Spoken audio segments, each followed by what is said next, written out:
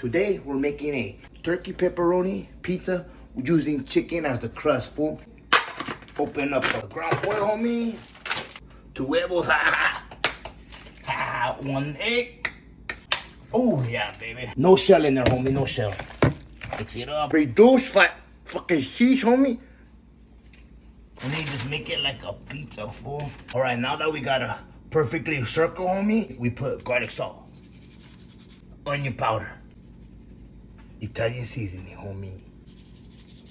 And last but not least, homie, red pepper. Oh, yeah. Preheat the oven to 400 degrees. And then you slide this motherfucker in there, dawg. Up in 30 minutes, homie. And now you take the pizza out, fool. Now we add the pizza sauce, homie.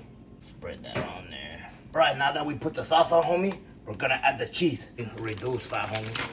Reduce fat to reduce the fat. Oh, shit, homie. Now we add the turkey pepperonis, homie. And now for the final touches, homie, you add that little spice. Jalapeno. Jalapeno, jalapeno. You put it in for like 5 more minutes, dawg. Oh my God, homie. Look how beautiful that is, homie. Oh, oh yeah. Delicious, homie. Delicious.